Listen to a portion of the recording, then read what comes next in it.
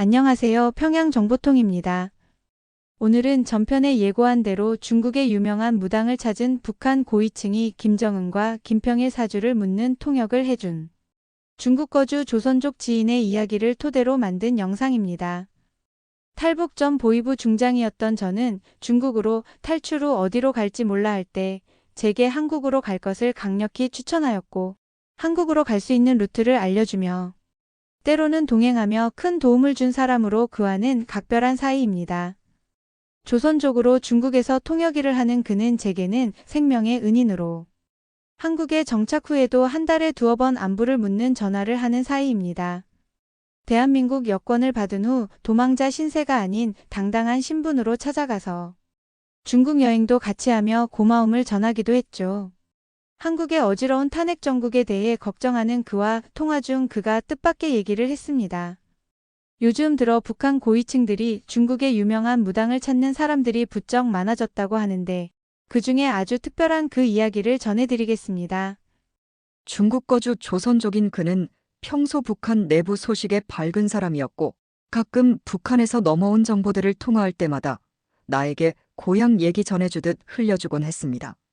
그런데 여느 때처럼 통화하는데 이번엔 분위기가 달랐습니다.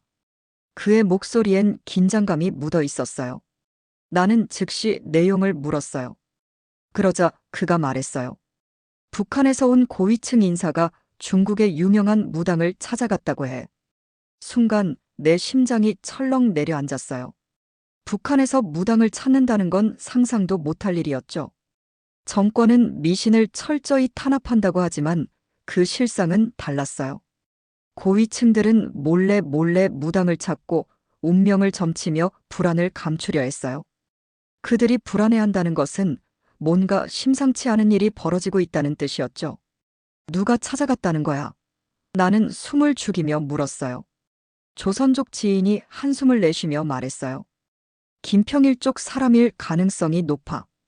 김평일, 김정은의 숙부. 김일성의 장남이자 한때 후계자 후보였지만 김정일에게 밀려 유럽으로 떠났던 사람. 평양 내부에서는 김정은이 흔들릴 경우 그를 대안으로 보는 시선이 있다는 이야기가 돌고 있었어요. 그 사람이 무당에게 뭘 물었는데 지인은 조용히 말했어요. 김정은과 김평일 사주를 봐달라고 했대. 나는 숨을 삼켰어요. 김정은의 운명을 점친다고. 단순한 호기심이 아니라 체제 내부에서 심각한 위기의식을 느끼고 있다는 증거였어요. 보통 사람들은 김정은이 절대 권력을 쥐고 있다고 믿지만 내부에서는 전혀 다른 분위기가 흐르고 있을지도 몰라요. 북한 내부에서 뭔가 심상치 않은 일이 벌어지고 있다. 나는 이 정보가 단순한 미신이 아니라 더 큰 변화를 예고하는 신호일지도 모른다는 생각이 들었어요. 나는 중국의 그 무당이 누구인지 조사해 보았다. 조선족 지인에 따르면 북한 고위층이 찾은 무당은 중국 후베이성 무당산 출신의 도사였다. 무당산은 단순한 산이 아니라 중국 도교의 4대 명산 중에서도 으뜸으로 꼽히는 곳이다. 태극권의 창시자인 장산풍과 깊은 연관이 있으며 도교의 심장부로 여겨진다. 무당산은 72개의 산봉우리를 가진 곳으로 수많은 도사들이 이곳에서 수련을 이어오고 있다. 여기서 수행하는 도사들은 도교의 가르침과 무술을 결합하여 심신을 단련하며 그중 일부는 예언과 점술로도 명성을 얻었다. 과거에는 중국 황실에서도 무당산의 도사들에게 조언을 구할 정도로 강력한 영향력을 가지고 있었고 지금도 정치, 경제계 인사들이 몰래 방문해 점괘를 보는 일이 빈번하다고 한다. 특히 중국과 북한의 고위층 인사들도 이곳을 찾는다는 이야기가 있었어요. 북한에서는 과거 김정일도 특정 점술가를 통해 조언을 받았다는 소문이 있었고 중국에서는 정치적 불안정성이 커질 때마다 지도층 일부가 무속인들에게 조언을 구한다는 보고가 있다. 최근에는 중국의 한 정보당국자도 무속인과 접촉하며 주요 결정을 내리는데 도움을 받았다는 보도가 나오기도 했다. 그렇다면 북한 고위층 인사는 왜 하필 무당산의 도사를 찾았을까? 단순한 점괘가 아니라 정확한 예언을 듣고 싶어 했던 것일지도 모른다. 그리고 김정은의 권력이 불안정해지는 시점에서 내부적으로 중요한 결정을 내리기 위한 절박한 시도였을 가능성이 컸어요. 나는 이 이야기를 정리하면서 더욱 확신이 들었습니다. 북한 내부에서는 지금 체제에 대한 두려움이 퍼지고 있고 그 두려움은 결국 미신이라는 형태로 표출되고 있었다. 이날 밤 나는 침대에 누워도 쉽게 잠들 수 없었어요. 북한의 미래가 정말 흔들리고 있는 걸까? 아니면 이 모든 게 단순한 소문일 뿐일까? 하지만 확실한 건 하나였어요. 김정은조차 자신의 운명을 걱정하고 있었다는 것. 그리고 그런 순간이 오면 북한은 더 이상 같은 모습이 아닐 수도 있어요. 이런 정보는 북한 내부에서도 쉽게 퍼지지 않는 것들이거든요. 그런데 김정은의 사주를 묻는 사람이 있다는 건 단순한 호기심이 아니라 체제 내부에서 심각한 위기의식을 느끼고 있다는 뜻이었어요. 며칠 후 조선족 지인에게 다시 연락이 왔어요. 그는 긴장된 목소리로 말을 건넸죠. 그때 그 고위층 있잖아. 다시 무당을 찾았대. 나는 순간 숨을 들이마셨어요. 한 번도 아니고 두 번씩이나 같은 무당을 찾는다는 건 정말 심각한 일이 벌어지고 있다는 거였어요. 북한 내부에서는 절대 공식적으로 인정되지 않는 일이지만 정작 그들 스스로도 불안을 떨치지 못하고 있다는 증거였죠. 조선족 지인은 더욱 자세한 이야기를 들려줬어요. 이번에는 북한 측근이 직접 무당을 찾아가 김정은이 언제까지 권력을 유지할 수 있는지를 물었다고 했어요. 그건 단순한 예측을 넘어서는 질문이었어요. 마치 김정은의 권력이 끝날 수도 있다는 가능성을 내부에서도 인지하고 있다는 것처럼 들렸죠. 무당은 조용히 사주를 풀어보더니 의미심장한 말을 했어요. 대세는 변하고 있습니다. 강한 기운이 사라지고 변수가 많아졌어. 왕이 흔들릴 때 조심해야 해. 북한 측근은 무당의 말을 들으며 아무 말도 하지 않았어요. 그는 다만 손에 힘을 주고 그 말을 머릿속에 새기려는 듯 깊이 들었죠. 하지만 그의 눈빛은 단 하나의 감정을 드러내고 있었어요. 두려움. 조선족 지인은 북한 내부 분위기에 대해서도 전해줬어요. 김정은이 점점 건강이 나빠진다는 소문이 돌면서 일부 간부들 사이에서도 충성심이 흔들리고 있다는 이야기가 나오고 있대요. 특히 최근 김정은이 공식 석상에 나오는 횟수가 줄었고 외부와의 접촉도 최소한으로 줄였다는 점이 이런 의심을 더욱 키우고 있다고 했어요. 고위층에서는 벌써 대비하고 있는 것 같아. 특히 김평일 쪽 사람들이 말이야. 나는 순간 몸이 얼어붙었어요. 김평일? 김평일은 북한 내부에서 공식적으로 힘이 없는 것처럼 보였지만 그의 존재는 김정은에게 가장 큰 위협이 될 수 있는 인물이었어요. 지금까지 그는 조용히 있었지만 만약 김정은의 권력이 흔들린다면 북한 내부에서 다른 권력자들이 움직이기 시작할 수도 있겠죠. 그러나 이번에는 이상한 점이 하나 더 있었어요. 무당이 문득 말을 멈추고 북한 측근을 뚫어지게 바라봤다고 해요. 그리고는 갑자기 이렇게 말했답니다. 그대가 믿는 주군이 변할 수도 있습니다. 이 말을 듣고 북한 측근이 순간적으로 굳었다는 거예요. 그가 믿는 주군이라면 김정은 말고 누가 있겠어요? 조선족 지인은 말을 이어갔어요. 그 말을 듣자마자 북한 측근의 얼굴이 완전히 하얗게 질렸대. 무당한테 말은 안 했지만 속으로 무슨 생각을 했는지 눈빛만 봐도 알 수 있었어. 나는 소름이 돋았어요. 북한 내부에서 뭔가 심상치 않은 일이 벌어지고 있는 게 확실했어요. 조선족 지인은 덧붙였어요. 그 무당이 말이야, 단순한 점쟁이가 아니라 북한 내부에서도 유명한 사람이라더라. 원래 고위층 사람들도 가끔 몰래 찾아간다고 하던데 이번엔 확실히 뭔가 다르다는 느낌이야. 북한 내부에서 어떤 움직임이 있을지는 알 수 없지만 한 가지는 분명했어요. 고위층 내부에서조차 김정은의 권력이 불안하다고 느끼고 있다는 것. 그리고 만약 그가 정말로 흔들린다면 북한의 미래는 지금과 완전히 다른 모습이 될 거라는 것이었죠. 나는 그날 밤에도 쉽게 잠들 수 없었어요.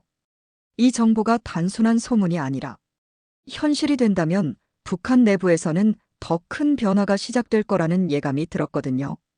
그리고 그 변화는 우리가 상상하는 것보다 훨씬 더 거셀 수도 있다는 생각이 들었어요. 나는 조선족 지인에게 들은 북한 내부 소식들을 정리하며 한 가지 흥미로운 사실을 깨달았어요. 북한에서는 여전히 미신과 루머가 강하게 퍼지고 있다는 거였어요.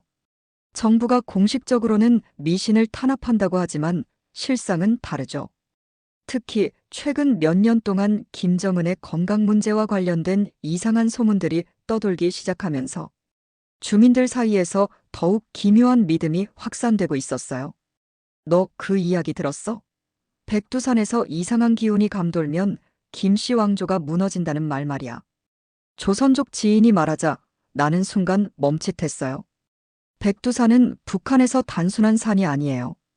김일성이 항일투쟁을 했다고 주장하는 신성한 곳이고 김정일이 태어났다고 선전하는 혁명의 성지죠.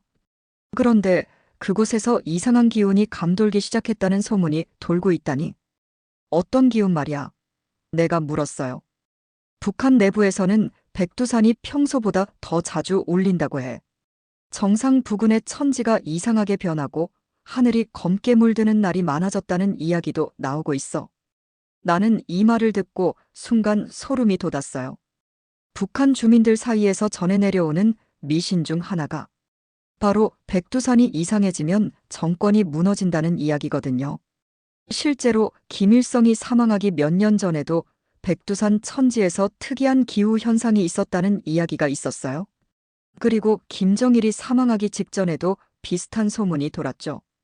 주민들은 이런 자연현상을 단순한 기상변화가 아니라 김씨 왕조가 흔들리고 있다는 신호로 받아들이곤 해요.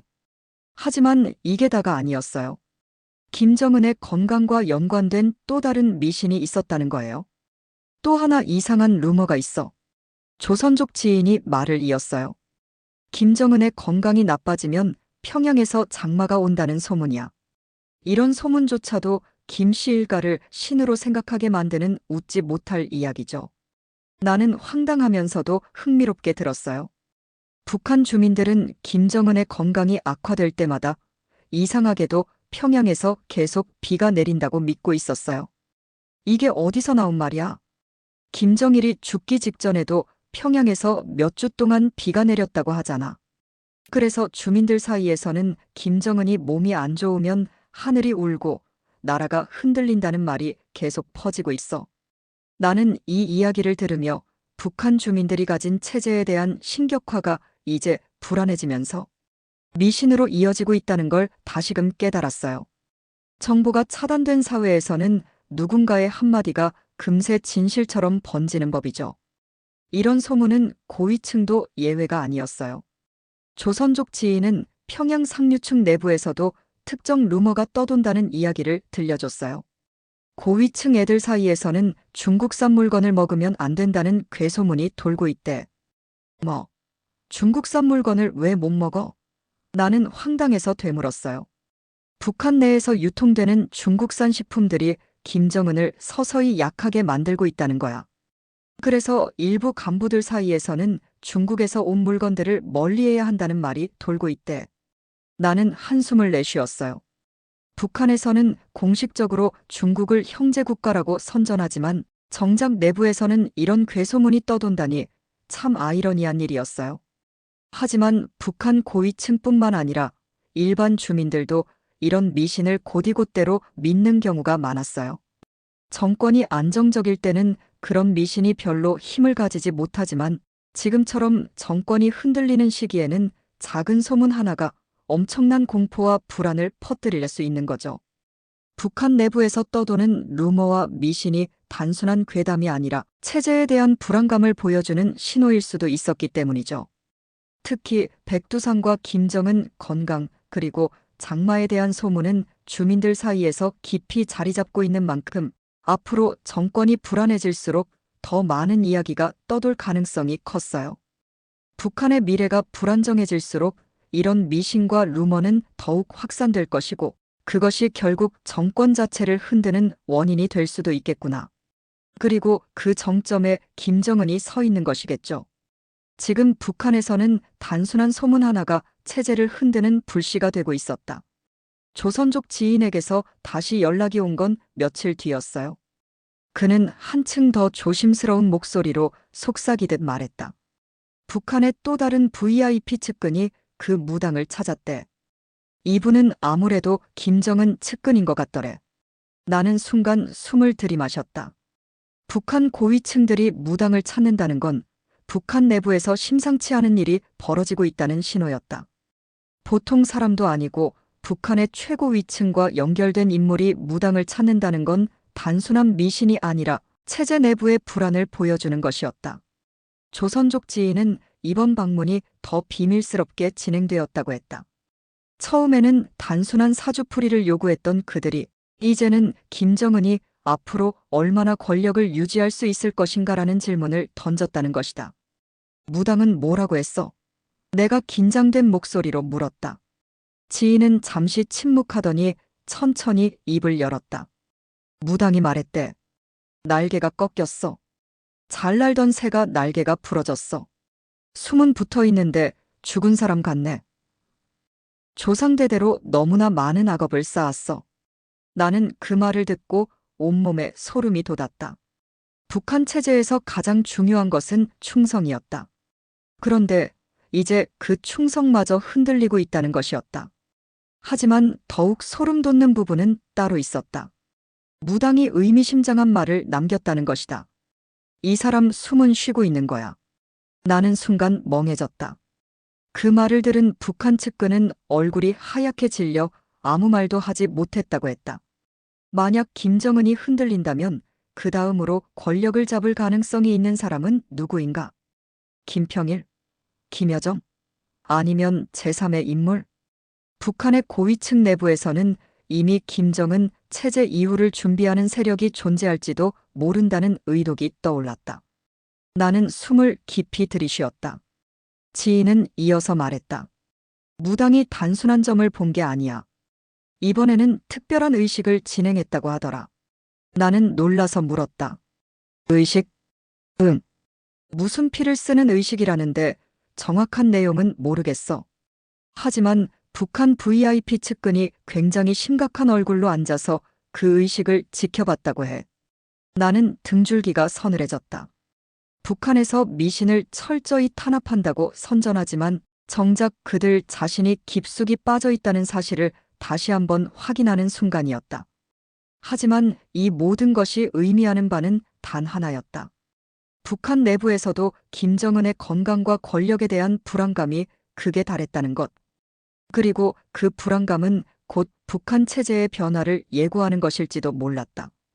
이제 곧 북한 내부에서 뭔가 더 큰 변화가 일어날지도 모른다는 생각에 손이 떨렸다. 무당의 예언이 단순한 미신이 아니라 현실이 될 수도 있다는 생각이 들었다. 나는 조선족 지인에게 들은 이야기들을 정리하며 한 가지 중요한 사실을 깨달았다. 북한 정권은 미신을 탄압한다고 선전하지만 오히려 그것을 적극적으로 이용하고 있었다. 특히 최근 몇 년 동안 북한 내부에서 떠도는 미신과 루머들은 체제를 유지하기 위한 도구로 사용되는 경우가 많았다. 북한은 공식적으로 주체 사상을 앞세워 과학적 사회주의를 내세우지만 내부적으로는 미신을 정권의 도구로 활용하고 있었다. 예를 들면 백두산의 기운이나 김씨 일가의 초인적 능력 같은 이야기가 반복해서 선전되었다. 정권은 체제를 신격화하기 위해 스스로 미신을 조장하면서 반면 주민들이 다른 미신을 믿는 것은 철저히 통제하고 있었다. 조선족 지인은 최근 평양에서 들려오는 또 다른 소문을 전해주었다. 북한 주민들 사이에서는 김정은이 기도를 드리는 장소가 있다는 말이 나돌고 있어. 나는 순간 믿기 어려웠다. 공산주의 국가에서 최고 지도자가 기도를 드린다고. 어디서 그런 말이 나오는 거야? 고위층 사람들 사이에서 은밀하게 퍼지는 이야기야. 김정은이 건강이 악화되면서 밤마다 비밀리에 수행하는 장소가 있다는 거야. 거기서 무당이나 점술가 같은 사람들과 접촉하고 있다는 말이 돌고 있어. 나는 곰곰이 생각해 보았다. 김정일도 생전에 점술을 의지했다는 이야기가 있었다. 특히 그는 중국에서 이름난 도사들과 접촉하며 건강과 운명을 점쳤다고 한다. 이제 김정은 역시 비슷한 행동을 하는 것은 아닐까. 또한 북한 주민들에게 퍼지는 미신 중에는 정권이 의도적으로 만든 것들도 있었다. 대표적인 예가 바로 김씨 일가가 신의 가호를 받고 있다는 신격화 선전이었다. 북한 정권은 주민들에게 김정은이 하늘의 선택을 받은 존재라고 반복적으로 주입시키고 주민들이 체제에 대한 믿음을 잃지 않도록 관리하고 있었다. 하지만 한편으로는 주민들 사이에서 퍼지는 자연 발생적인 미신을 경계하고 있었다. 예를 들면 백두산의 기운이 약해지거나 장마가 지속되면 체제가 흔들릴 것이라는 루머가 돌기 시작하면 당국은 즉각적으로 나서서 그 소문을 차단하려고 했다. 너무 위험한 이야기들이 나오면 보위부가 개입한다는 말도 있더라. 나는 깊은 생각에 잠겼다. 북한 정권은 미신을 조장하면서도 그것이 정권에 불리하게 작용할 경우 철저히 단속하고 있었다. 이처럼 미신과 정치가 얽혀 있는 것이야말로 북한 체제의 또 다른 모순이었다. 나는 이 이야기를 정리하면서 북한 내부의 상황이 점점 더 불안정해지고 있다는 것을 깨달았다.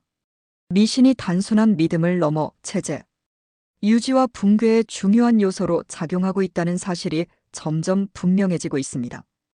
김정은 쪽 사람들과 김평일 측근들이 바쁘게 움직이는 걸 보면 확실히 북쪽에 문제가 발생하고 있다고 생각합니다. 우리가 한민족인 건 맞나 봅니다. 미래가 불안하면 무당을 찾아 마음의 위안을 얻기도 하는 사람이 있는 건 남북이 같군요. 대한민국이 이렇게 시끄러운데 북쪽도 혼란에 빠졌군요. 우리가 이럴 때 강건하고 굳센 민주주의를 실현하고 있다면, 서희 같은 외교가가 있다면 어쩌면 우리는 남북 통일을 이룰 수도 있는 기회일 수도 있을 텐데 하는 생각이 들어 참으로 아쉽게 생각하며 우리나라가 빠르게 안정되길 기원합니다.